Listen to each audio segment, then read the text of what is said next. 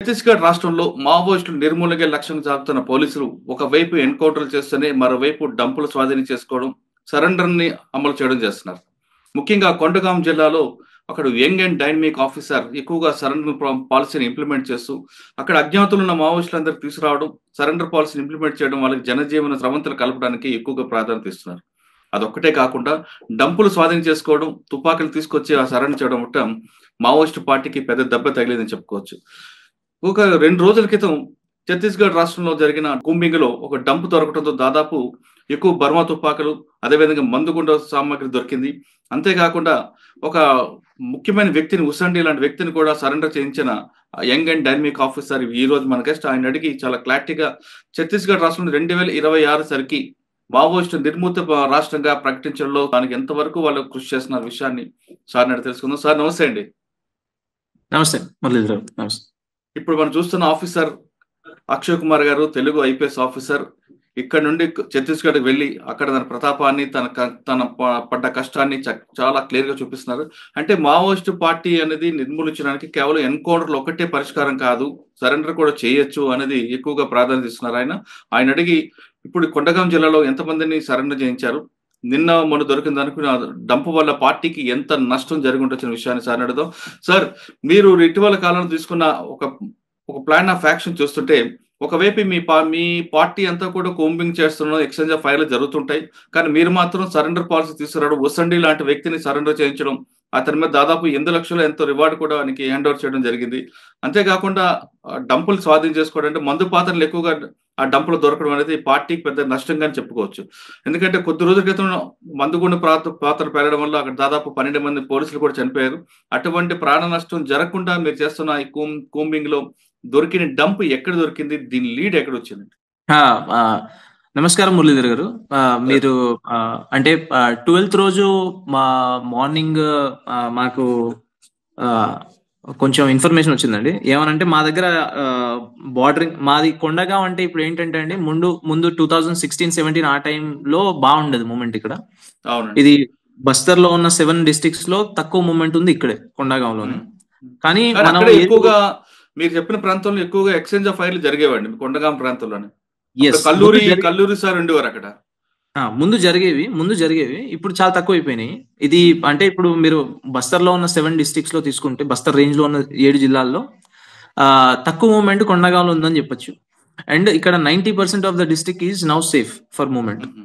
ఒక 10% ఏంటంటే అది కాంకేర్ అని ఒక డిస్ట్రిక్ట్ ఉంటుంది, బార్డరింగ్ కాంకేర్ 10%, లేదంటే దంతరి అనే డిస్ట్రిక్ట్ ఉంటుంది, అక్కడ ఒక 5%, లేదంటే ఇటు దంతెవాడ సైడ్ ఒక 10%. సుక్మాది మాకు బార్డర్ ఉండదండి, మాకు బార్డర్ లేదు. బిజాపూర్ కూడా బార్డర్ లేదు మాకు సుక్మా బిజాపూర్ తో అసలు టచ్ లేదు మాకు. సో ఇది bordering Dantewada, bordering Jagdalpur, bordering Kanker, bordering Dhamtari అనే డిస్ట్రిక్ట్ ఉంటుంది. ఆ డిస్ట్రిక్ట్ లో కొంచెం మూమెంట్, అక్కడ ఆ బార్డర్ ఏరియాస్ లో కొంచెం మూమెంట్ ఉంది. మీరు మాట్లాడుతున్న డంప్ రికవరీ ఏదైతుందో అది 12th రోజు మేము చేసాము. ఎందుకంటే 11th రోజు మాకు ఇన్పుట్ వచ్చింది, అక్కడ నక్సలైట్లు ఉన్నారని ఇన్పుట్ వస్తే మేము మా డిఆర్జీ అని ఉంటుంది, డిస్ట్రిక్ట్ రిజర్వ్ గార్డ్స్ అని, ప్లస్ మా సివిల్ పోలీస్ కూడా టీమ్ ఫామ్ చేసి మేము అక్కడ సెర్చ్ ఆపరేషన్ చేస్తుంటే మాకు నక్సలైట్ దొరకలేదు, కానీ వాళ్ళ డంప్ కొంచెం దొరికింది. ఆ డంప్ లో 14 బర్మార్ వెపన్స్, కొన్ని స్టీల్ డ్రమ్లు, కుక్కర్ బాంబులు, ఇవి కొంచెం నక్సల్ వాళ్ళ సాహిత్యం అదంతా దొరికింది మాకు. సో ఇది ఒక మంచి రికవరీ యాక్చువల్లీ. ఎందుకంటే ఇది కొండగాంలో తక్కువ అవుతున్న టైంలో వాళ్ళు ఎక్కడైతే వాళ్ళు పెట్టిన డంప్స్ అవి ఏవైతే ఉన్నాయో అవి మళ్ళీ అప్పుడు వచ్చి వాళ్ళు రికవర్ చేసుకునే ఆలోచనతోనే పెట్టుంటారు ముందు. సో ఇప్పుడు ఏంటంటే మేము దాన్ని రికవర్ చేసి మిగిలిన 5 to 10% ఏదైతే ఇక్కడ మిగిలిందో దాన్ని కూడా తీసేద్దామన్న ఆలోచనతోటే ముందుకెళ్తున్నాం. కాబట్టి ఆ ఎక్స్చేంజ్ ఆఫ్ ఫైర్లు కానీ అప్పుడప్పుడు ఇప్పుడు మీరు చెప్పిన సరెండర్లు లాస్ట్ 4 days లో 3 సరెండర్ అయ్యారు. అండ్ నిన్న ఒక ACM ర్యాంక్ అతను 5 lakh ఇనామీ రివార్డ్ ఉన్న అతను సరెండర్ అయ్యాడు. అండ్ ఈ ఇయర్ మీరు చూసుకుంటే ఒక 10 మంది సరెండర్ అయ్యారు కొండగాం డిస్ట్రిక్ట్ లో. ఎందుకంటే సరెండర్ బేసికలీ కొండగాంలో రిక్రూట్మెంట్ లేదు, వాళ్ళది మూవ్మెంట్ కూడా చాలా తక్కువ ఉంది. ఎందుకంటే బార్డరింగ్ లో ఉంటుంది కాబట్టి వీళ్ళు క్రాస్ చేయడానికి కొండగాను యూజ్ చేసుకుంటారు, కానీ ఇక్కడ వచ్చి మీరు వీళ్ళు డేరాలు వేసుకొని స్థావరాలకు కొండగాను ఎప్పుడు యూజ్ చేయరు. అంటే ఈ మధ్యన అయితే యూజ్ చేయట్లేదు. సో మా ఫోకస్ అయితే అదే ఇప్పుడు సరెండర్ మీద ఉంది. ఒకటి డంప్స్, ఏవైతే డంప్స్ కూడా ఈ ఇయర్ మేము 7 to 8 డంప్స్ రికవర్ చేసాం ఇలాగే. ఇంకా కూడా ఉన్నట్టునే మాకు తెలీదు, అది ఇన్ఫర్మేషన్ వస్తుంది. సో ఇన్ఫర్మేషన్ వచ్చిన కొద్దీ will recover the dumps. Okay sir, Kondagaon జిల్లాలో మూవ్మెంట్ తక్కువ ఉంది కాబట్టి ఇటువైపు రావడానికి ప్రయత్నం చేస్తున్నారు మీరు చెప్తున్నారు. అంటే పబ్లిక్ సపోర్ట్ లేదండి ఇక్కడ? అసలే లేదు, పబ్లిక్ సపోర్ట్ ఏం లేదు. ఎందుకంటే ఇప్పుడు మీరు కొండగాంలో మీరు ఒకవేళ టైం ఉంటే యూ కెన్ విజిట్ కొండగాం ఆల్సో. కొండగాం చాలా పీస్ఫుల్ గా ఉంటది. ప్లస్ రోడ్స్ కూడా ఇంటీరియర్ వరకు వచ్చేసాయి అండ్ టవర్స్ కూడా ఇంటీరియర్ వరకు వచ్చేసాయి. కాబట్టి రోడ్స్, టవర్స్, ఎప్పుడైతే స్కూల్స్, కాలేజెస్ ఓపెన్ అవ్వడం స్టార్ట్ అయిందో ఇంటీరియర్ లో, సో రిక్రూట్మెంట్ అనేది వాళ్ళకి అసలు కంప్లీట్ గా లేనే లేదు. అండ్ వాళ్ళ ఏజ్ గ్రూప్ అయితే చూస్తారో, వాళ్ళు 14 years నుంచి 20 years వరకు ఆ రిక్రూట్మెంట్ అబ్బాయిలని అమ్మాయిలని చేద్దామని చూస్తారు. వాళ్ళు మొబైల్స్ కి అట్రాక్ట్ అయ్యి, లేదంటే ఇప్పుడు మంచి మంచి ఎడ్యుకేషన్ కి అట్రాక్ట్ అయ్యి, లేదంటే వీటికన్నిటికి అట్రాక్ట్ అయినప్పుడు ఏంటంటే అటు సైడ్ వెళ్ళడానికి స్కోప్ చాలా తక్కువ ఉంటుంది. అండ్ ఇది ఒక ఎగ్జాంపుల్ యాక్చువల్లీ. ఇది కొండగాం చూసుకుంటే మీరు, ఇది ఒక ఎగ్జాంపుల్ అవుతుంది వేరే బస్తర్ డిస్ట్రిక్ట్స్ కి. ఒకసారి ఇక్కడ నుంచి వెళ్ళిపోయిన తర్వాత ఎంత డెవలప్ అవుతుంది డిస్ట్రిక్ట్ అనేది, ఇది అన్ని డిస్ట్రిక్ట్స్ కి ఒక ఎగ్జాంపుల్ లాగా పనిచేస్తుంది.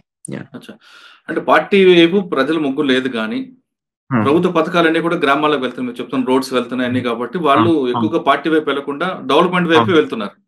కానీ పార్టీకి మీరు చెప్తున్నట్లుగా బీజాపూర్, దంతెవాడ, అబూజ్మఠ్ లో ఎక్కడైతే వాళ్ళకి ఉనికిని కోల్పోతున్నారో కొండగాం వైపు రావడానికి వాళ్ళు ప్రయత్నం చేస్తూనే ఉంటారు. అటువంటి ఆ విధంగా వచ్చిన వాళ్ళకి మీరు ఎలాగా దాన్ని బ్రేక్ చేస్తారండి? అంటే ఇప్పుడు వాళ్ళు వచ్చి కూడా ఇక్కడ చేసేది ఏమి లేదు. ఇది ఓన్లీ ట్రాన్సిట్ కి యూజ్ చేయడం తప్ప ఇక్కడ వచ్చి వాళ్ళు చేసేది. ఎందుకంటే ఆల్రెడీ మన ఇంటీరియర్ ఇప్పుడు కొండగాంలో మీరు చూసుకుంటే అసలు ఏ ఏరియా లెఫ్ట్ అవుట్ అనే ఏరియా అసలు లేదు. ప్రతి దగ్గర మా క్యాంప్స్ వచ్చేసినాయి, పోలీస్ స్టేషన్స్ వచ్చేసినాయి. ఇప్పుడు వాళ్ళు వచ్చి కూడా మళ్ళీ అక్కడ చేసేది ఏమి లేదు. ఎందుకంటే they always want to go into some areas which are actually obscure. ఏమి పోలీస్ అదేంటి తిరగని ప్రాంతాలు, లేదంటే ఓన్లీ ట్రైబల్స్ ఉన్న ప్రాంతాల్లోకి వెళ్ళడానికి వాళ్ళు ప్రిఫర్ చేస్తారు. ఎందుకంటే వాళ్ళకి they need some time to cope up.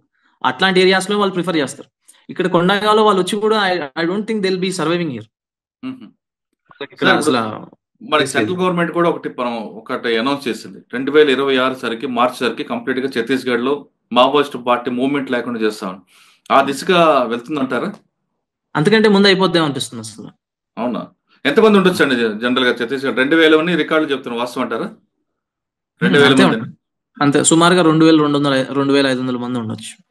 ఇవాళ కూడా మీరు చూస్తే బీజాపూర్ ఎన్కౌంటర్ అవుతుంది, అది కూడా చెప్పేది ఎన్కౌంటర్. ఎక్కడండి? బీజాపూర్ లో మార్నింగ్ 12 మంది చనిపోయారు, 13 మంది చనిపోయారు కదా. ఇంకా జరుగుతూనే ఉంది. ఇంకా జరుగుతుందంటారా? సార్, అబూజ్మఠ్ కంప్లీట్ గా పోలీస్ ఫోర్స్ అంతా వెళ్తుంది కదండి, అక్కడ ఏమైనా ఇబ్బంది రావట్లేదా? ఇబ్బందులు అంటే పెద్దగా ఇబ్బందులు వాళ్ళకి వస్తున్నాయి, మాకేం పెద్దగా ఇబ్బందులు రావట్లేదు. అంటే కంప్లీట్ గా వాళ్ళకి అప్పర్ హ్యాండ్ వాళ్ళదే ఎక్కువ ఉంది కదా అబూజ్మఠ్ లో. అదే అండి, అంటే ఉండేది ఇప్పుడు అబూజ్మఠ్ తీసుకుంటే మీరు 4000 square kilometer ఏరియా, అదంటే 7 సింగపూర్లు పట్టొచ్చు, అంత పెద్ద ఏరియా ఉంటుంది దాంట్లో. అది ముందు ఎవరు టచ్ చేయలేదు కాబట్టి ఇప్పుడు ఏంటంటే కాన్స్టాంట్ గా ఫోర్స్ లోపలికి వెళ్ళిపోతుంది, క్యాంప్స్ పెడుతున్నారు. అండ్ ప్రాపర్ గా మీకు చూస్తే ఎక్స్చేంజ్ ఆఫ్ ఫైర్లు అన్నీ అవుతున్నాయి. అండ్ వాళ్ళ బాడీలు ఎక్కువ దొరుకుతున్నాయి, డంపులు రికవర్ అవుతున్నాయి, సరెండర్లు చాలా విపరీతంగా సరెండర్లు అవుతున్నాయి. ఎందుకంటే వాళ్ళ దగ్గర వేరే ఆప్షన్ లేదు. ఒకటి సరెండర్ అవ్వచ్చు, లేదంటే ఎప్పుడప్పుడు అరెస్ట్ అవుతారు, లేదంటే ఎప్పుడప్పుడు చచ్చిపోతారు. ఇవి 3 ఆప్షన్లు తప్ప వాళ్ళ దగ్గర వేరే ఆప్షన్లు ఏమి లేవు. సో వాళ్ళకు కూడా అర్థమైపోయింది. అండ్ రిక్రూట్మెంట్ చాలా తగ్గిపోయింది. వాళ్ళు ట్రైనింగ్ క్యాంపులు ఆర్గనైజ్ చేయలేకపోతున్నారు, అంత ఖాళీ సమయం వాళ్ళకి దొరకట్లేదు. అండ్ ఇప్పుడు సెంట్రల్ కమిటీలో చూసుకుంటే మీరు 7-8 మంది తప్ప ఎక్కువ లేరు. అందరూ కరోనా వాళ్ళు చచ్చిపోయిన వాళ్ళు, లేదంటే తర్వాత పట్టుబడిన వాళ్ళు, లేదంటే చచ్చిపోయిన వాళ్ళే ఉన్నారు. సో ఇప్పుడు మీరు చూసుకుంటే వాళ్ళ దగ్గర వేరే ఆప్షన్ లేదు ఇంకా. సార్, మీరు చెప్తున్న సెంట్రల్ కమిటీలో ఎక్కువగా తెలుగు వారు ఉన్నారు, వాళ్ళ లీడ్ కింద మీరు చెప్తున్న ఛత్తీస్గఢ్ ఆదివాసులు పనిచేయడానికి ఇష్టం లేరనేది ఒక ఇన్ఫర్మేషన్, వాస్తవం అంటారా? అది కూడా ఏజ్డ్ గ్రూప్ ఉన్నారు కాబట్టి, అది కూడా ఆంధ్ర వాళ్ళు అంటే తెలుగు వారు ఎక్కువగా డామినేట్ చేస్తున్నారు అన్నది. అది ముందు నుంచి డామినేట్ చేసేవాళ్ళే, తెలుగు వాళ్ళే. ఎందుకంటే వాళ్ళే కదా ఇక్కడికి వచ్చి మూవ్మెంట్ టేక్ ఓవర్ చేసి అదంతా చేసింది. బట్ మీరు ఇంటర్నల్ గా ఏదైతే చెప్తున్నారో నాకు పెద్దగా ఐడియా లేదు. ఓకే సార్, హిడ్మా అనేది మీకు ఛత్తీస్గఢ్ పోలీస్ కి ఒక టార్గెట్, ఆ మూవ్మెంట్ ఉందంటారా? అది ముందు ఉండేది. ఇప్పుడు ఆయన పేరు వినపడట్లేదు, అసలు ఆయన ఎక్కడ ఉన్నాడో తెలియదు. ఆయన నాకు తెలిసి త్వరలోనే అయిపోతుంది ఆయన పని కూడా. ఓకే సార్, ఇంకొక ఇన్ఫర్మేషన్ వస్తుందండి. 26 సరికి గవర్నమెంట్ కంప్లీట్ గా పార్టీని క్లోజ్ చేయడానికి ఉంది కాబట్టి ఈలోగే పార్టీ దానికి ఒక లీగలైజ్ చేసి ఒక విరామం ఇద్దాం, ఇంటర్వెల్ ఇద్దాం అనేది ఒక జరుగుతుంది. సెంట్రల్ కమిటీలో చర్చ జరుగుతుందని ఒక ఇన్ఫర్మేషన్ ఉందండి. అంటే 1973లో కొండపల్లి సీతారామయ్య గారు తీసుకున్న ఒక నిర్ణయం అప్పుడు ఏ విధంగా తీసుకున్నారు, పార్టీకి లీగలైజ్ చేసి కొంతకాలం గ్యాప్ ఇచ్చారు. అదే పాలసీని ఇప్పుడు కూడా ఇంప్లిమెంట్ చేసి కొంతకాలం గ్యాప్ ఇద్దాం పార్టీకి, అంటే పోలీసుల చేతిలో చనిపోకుండా మనకు మనమే కానీ ముందే సరెండర్ అయిపోయి కంప్లీట్ గా పార్టీ క్లోజ్ చేద్దాం అని. అదే పార్టీ క్లోజ్ చేయాల్సిందే, వాళ్ళకి ఇంక వేరే ఆప్షన్ లేదు. సరెండర్ అవ్వాలా, లేదంటే జంగల్లో ఉండి ఎక్స్చేంజ్ ఆఫ్ ఫైర్ ని ఎదుర్కోవాలా. రెండే ఆప్షన్లు ఉన్నాయి వాళ్ళ దగ్గర. So I don't think the second option would be advisable. First option surrender అయితే చాలా మంచిది. సార్ వీరికి ఇంకా వెపన్స్ ఎక్కడి నుంచి వస్తున్నాయండి? ఉన్నాయి, వాళ్ళు లోకల్గా ముందున్నాయే ఉన్నాయి. ఈ లోకల్లో వీళ్ళు బీజీఎల్ బర్మార్లు మ్యానుఫ్యాక్చర్ చేసుకుంటున్నారు. ఇప్పుడు నిన్న దొరికిన అతను కూడా మాకు కింజరు హుసేండి అని అతను సరెండర్ అయ్యాడు వచ్చి. అవును. అండ్ అతను వెపన్ ఏం తీసుకొని రాలేదు, కానీ అతను టెక్నికల్ టీమ్ లో పనిచేసేవాడు. ఈ బర్మార్లు బీజీఎల్ ఇవి మ్యానుఫ్యాక్చర్ చేయడంలో అతను ఈ కాంకేర్ అనే ఏరియాలో పనిచేస్తా ఉంటాడు ఎక్కువ. సో అతను కూడా చెప్పింది అదే, ముందుతో కంపేర్ చేస్తే అసలు వాళ్ళ దగ్గర ఏమీ లేదు, ఇప్పుడు చాలా తగ్గిపోయినాయి. ముందున్నవి యూజ్ చేస్తున్నారు, బుల్లెట్లు కూడా ఉండవు, చాలా తగ్గిపోయినాయి. సార్ ఫండ్ ఎక్కడి నుంచి వస్తుందండి వాళ్ళకి?